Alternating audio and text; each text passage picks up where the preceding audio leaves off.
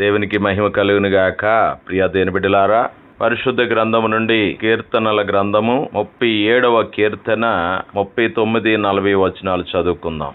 యెహోవాయే నీతిమంతులకు రక్షణాధారము, బాధ కలిగినప్పుడు ఆయనే వారికి ఆశ్రయదుర్గము. యెహోవా వారికి సహాయుడై వారిని రక్షించును, ఆయన భక్తిహీనుల చేతిలో నుండి వారిని విడిపించి రక్షించును. నా ప్రియ సహోదర సహోదరి, శరీరానికి గాయమైనప్పుడు ఎవరికైనా నొప్పి కలుగుతుంది. మనసు గాయపడినప్పుడు కూడా ప్రతి ఒక్కరికి బాధ కలుగుతుంది. శరీరము గాయపడటానికి అనేక కారణాలు ఉంటాయి, కానీ మనసు గాయపడటానికి కేవలం మనుషులే కారణం అవుతారు. మన మనుషుల మధ్యలోనే జీవిస్తుంటాము కాబట్టి మనుషుల వలన వచ్చే బాధల నుండి తప్పించుకోవడానికి ఎక్కడికి పోలేము. మనం ఎక్కడికి వెళ్ళినా అక్కడ మనుషులు ఉంటారు. అడవుల్లో, ఎడారుల్లో బ్రతకడానికి కుదరదు. కాబట్టి మనుషుల మధ్యలోనే జీవించాల్సిందే. చనిపోతే తప్ప ఈ బాధల నుండి విముక్తి కలగదు. అనేక మంది ఆత్మహత్యలు చేసుకోవడానికి కారణం కూడా ఈ బాధలే. ఏ విషయమైనా మనకెందుకు బాధగా అనిపిస్తుంది? మనం ఎందుకు ఈ బాధలు భరించలేకపోతున్నాం? మన శరీరంలో ఏదైనా రోగం వస్తే దానిని ఎదుర్కోవడానికి రోగ నిరోధక శక్తి ఉండటం వలన వెంటనే మనకు అపాయం రాదు. అలాగే ఏదైనా బాధను నివారించే శక్తి మనకు లేనప్పుడు దానిని ఎదుర్కోలేము. ఓర్పు, సహనం, క్షమాగుణం, నిరీక్షణ, ప్రేమ ఇవన్నీ మన బాధని నిరోధించే కారకాలు.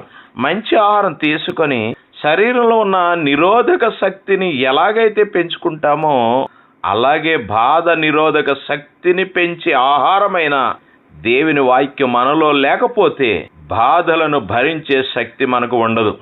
నా ప్రియ సహోదర సహోదరి, దేవుని యందు భయభక్తులు లేని వారు వాక్యమును ధ్యానించరు. కాబట్టి వారికి బాధ నిరోధక శక్తి ఉండదు. మనలో దేవుని వాక్యం ఎంతగా ఉంటే అంత ధైర్యం మనలో ఉంటుంది. బాధలు ఎదుర్కోవడానికి మానసికమైన సిద్ధపాటు ఉంటే బాధ నిరోధక శక్తి పెరుగుతుంది. యోబుకు ఎన్ని బాధలు వచ్చినా ఆయన తట్టుకొని నిలబడ్డానికి ఆయనకు దేవుని యందలి భయభక్తులే కారణం.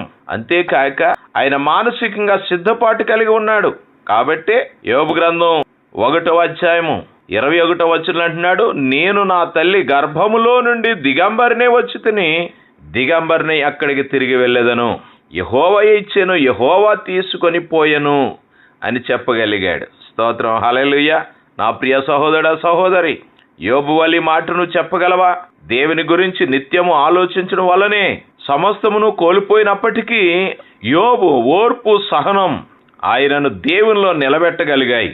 ఆయన నీతి ఆయన బాధలలో నుండి కాపాడగలిగింది. దేవుడిచ్చాడు, దేవుడు తీసుకున్నాడు అని చెప్పగలిగే స్థాయికి ఆయన రావడానికి కారణం ఆయన దేవుని మీద ఆధారపడడమే. దేవుని యందలి నిరీక్షణను బట్టి పోగొట్టుకొనిన వాటిని తిరిగి పొందగలిగాడు. కీర్తన గ్రంథం 12వ అధ్యాయం 5వ వచనంలో, బాధపడు వారికి చేయబడిన బలాత్కారమును బట్టి నేనిప్పుడే లేచేదను, రక్షణను కోరుకొని వారికి నేను రక్షణ కలుగజేసేదను అని యెహోవా సెలవిచ్చుచున్నాడు. హల్లెలూయా.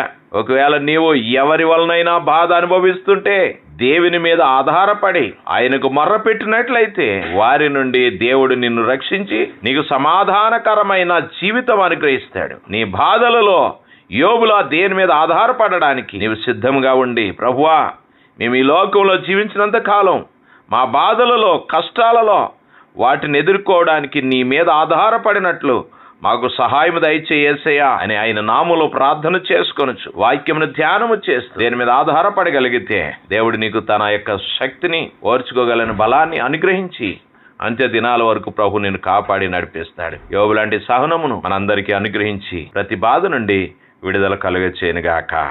ఆమెన్.